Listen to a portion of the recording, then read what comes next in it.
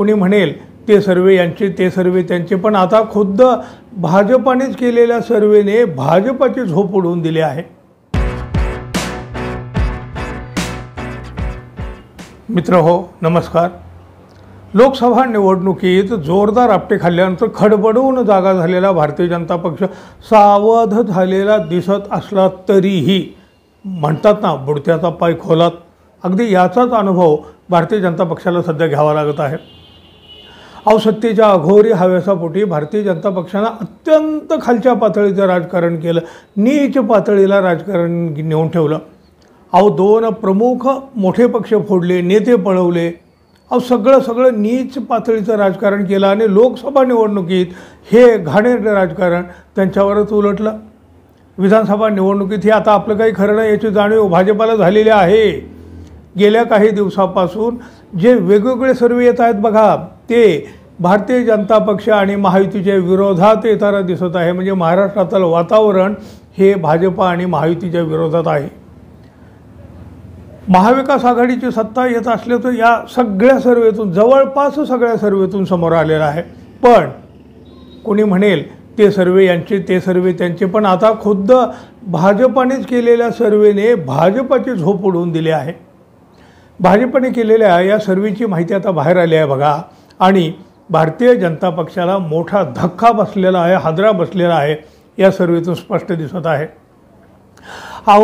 विदर्भ म्हणजे भारतीय जनता पक्षाचा बालेकिल्ला, विदर्भाच्या जीवावर तर भाजपची सत्ता येत होती आणि इथंच भाजपाला नाकारले गेले आहे। त्यामुळे आता भाजपची चिंता अधिकच वाढली आहे, अर्थातच महायुतीची धाकधूक वाढणारच। भारतीय जनता पक्षाच्या अंतर्गत सर्वेत विदर्भात महायुतीला 25 जागा, भाजपाला 18 जागा, एकनाथ शिंदे यांच्या शिवसेनेला फक्त 5 जागा आणि अजित पवार यांच्या राष्ट्रवादीला 2 जागा। त्यातही नागपूर जिल्ह्यात भाजपाला केवळ 4 जागा मिळत असल्याची माहिती पुढे आली। महाविकास आघाडी सरकार उलथवून एकनाथ शिंदे यांच्या नेतृत्वाखाली भाजप सेनेचे सरकार राज्यात आले म्हणजे काय ते आणले गेले हो। काही महिन्यांनी अजित पवार यांनाही शरद पवार यांच्या विरोधात भूमिका घ्यायला लावली। युती सरकारमध्ये सामील होण्याचा निर्णय अजितदादांनी घेतला। अजितदादांच्या सरकारमध्ये सामील होण्याच्या निर्णयाने महायुतीची समीकरणं पूर्णपणे बदलून गेली। जिथे वर्षानुवर्ष एकमेकाच्या विरोधात उमेदवार लढले, त्यांच्याशीच हातमिळवणी करण्याची वेळ काही नेत्यावर आलेली आहे। त्यामुळं अजित पवार, शिंदे सेना, भाजप यांचा संसार कसा टिकणार हा खरा तर मोठा प्रश्न उपस्थित होत राहिला। हा प्रश्न उपस्थित करीत अनैसर्गिक युती फार काळ टिकणार नाही अशी टीका विरोधक करीत आहेत। तत्पूर्वी विधानसभेच्या तोंडावर महायुती सरकार संबंधित जनतेचे मत काय आहे, जे सध्याच्या विद्यमान महायुती सरकारबद्दल, आगामी विधानसभा निवडणुकीत जनतेची पसंती कोणाला आहे, अशा प्रकारचे प्रश्न घेऊन हा सर्वे भारतीय जनता पक्षाच्या वतीनं विदर्भातच केला आणि यातून धक्कादायक आकडे समोर आलेले आहेत, भाजपाला हादरे देणारे आकडे समोर आले आहेत। विदर्भात विधानसभेच्या एकूण 62 जागा आहेत बघा, त्यापैकी 39 जागावर महायुतीचे सध्या आमदार आहेत। त्यापैकी आगामी विधानसभा निवडणुकीत महायुतीला केवळ 25 जागा निवडून येऊ शकतात त्यांच्या, असा अंदाज भाजपने केलेल्या सर्वेतूनच व्यक्त केलेला आहे। त्याहीपेक्षा धक्कादायक गोष्ट म्हणजे उपमुख्यमंत्री देवेंद्र फडणवीस यांच्या नागपूर जिल्ह्यात 12 विधानसभा मतदारसंघ आहेत। या मतदारसंघापैकी केवळ 4 जागाच भाजपाला मिळू शकतात। म्हणजे फडणवीस यांचं नागपूरमध्ये आता काय उरलं हेही दिसून आलं। हा सगळा अंदाज भाजपच्या सर्वेतून आलेला आहे।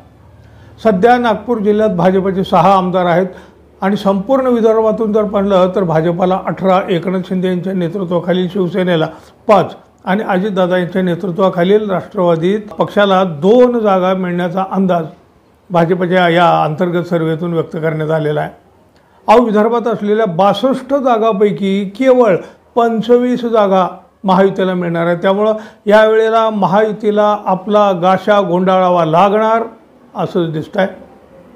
भाजपाची मोठी मदार या विदर्भावरच असते, पण तिथेच असा दणका बसला तर भाजपाचे रंग बेरंग होणार आहेत मित्रांनो।